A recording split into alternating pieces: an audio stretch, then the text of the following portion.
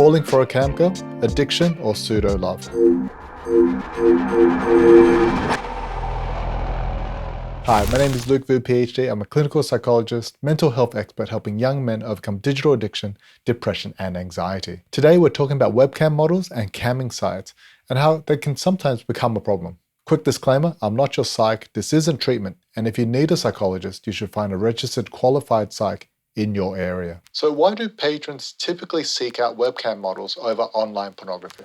The ultimate in interactivity is another person who has their own thoughts and feelings, intentions, and behaviors. The unpredictability and novelty of social and human interactions is one of the reasons why we find them so engaging. There are a few elements that are unique to webcam models and camming services, such as a sense of companionship and bonding, a sense of familiarity, frictionless accessibility, positive attention and approval which makes you feel wanted, a sense of discovery and surprise, a sense of control through requests and tips, a sense of altruism because you're supporting these performers, and of course, interactive mutual masturbation. Now, while online pornography is free, webcam sexual services have basically monetized sexual attention and social interaction, and there's a never-ending demand. Problematic use can quickly arise because overuse usually means significant financial impact as well. From an emotional standpoint, webcam sex users may find it harder to quit because of the interpersonal and social factors. So the bottom line is that they feel connected to the webcam model in a type of virtual friendship or relationship. Some might have associated romantic feelings towards the model because they feel valued and connected, which in turn creates a false sense of obligation and loyalty.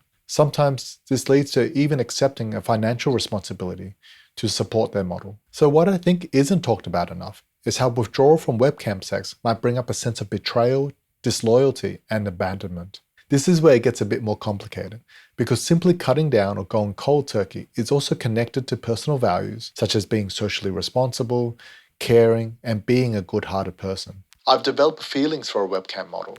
Is this normal?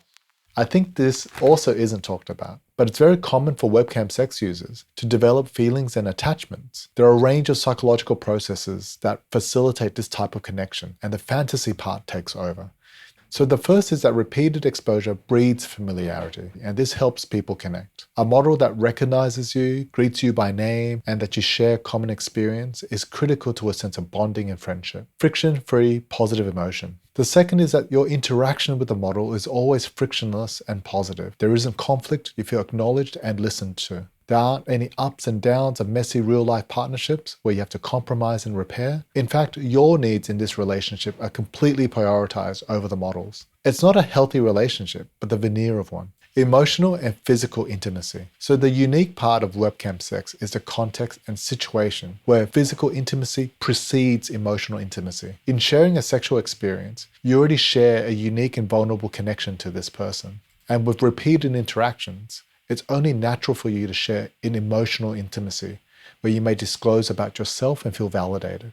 Sometimes we open ourselves up to feeling special, desired, and attractive. I'm so glad you're here. I was looking forward to it. You're my favorite. I don't have this with anyone else. In this way, you've sort of skipped the initial stages of a real-life relationship where you might assess if this person is a good fit, because you're already experiencing intimacy. Fantasy and projection. I think this is where many patients get caught. It's indulging in the fantasy or fairy tale that extends beyond the boundaries of the transactional relationship. You may have repeated thoughts to meet up, escape away, save the princess or prince, and have a happily ever after ending. Now, it's okay to have these feelings, and it's okay to engage in a fantasy or fairy tale, but you don't have to enact on them, and you don't have to project further than the present day transactional relationship. We often get caught up in what will be, or what we hope to be, rather than focusing on the now. How does my fixation on webcam performers harm my ability to form connections with other romantic partners? Well, there's a direct effect and an indirect effect. If you're in a romantic relationship, it's likely that your partner, if not already discussed, will see your webcam consumption as a type of infidelity or threat to the relationship. It's likely there will be a sense of mistrust or betrayal, as well as confusion and anxiety regarding said behavior. So it can have a direct effect if it's not mutually agreed as acceptable in the relationship.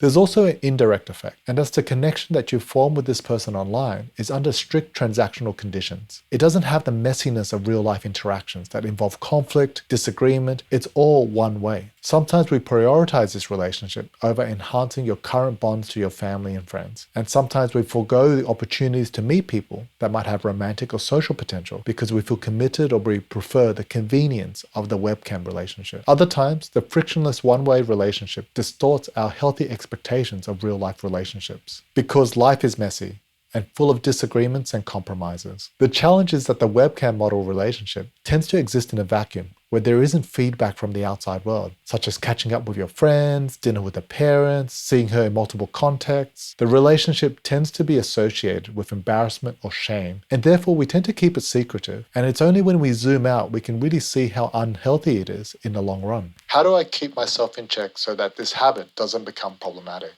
So here are some questions you can ask yourself. Do you engage more than you plan to? Are you spending above your financial means? Do you feel a sense of obligation or exclusivity? Are you having more complex emotions and thoughts outside the formal transactional service? Do you experience negative emotions after use? And have you taken a break from camming sites? And are you prioritizing this relationship at the cost of other relationships? So what are some strategies I can employ to reduce my fixation on webcam performers?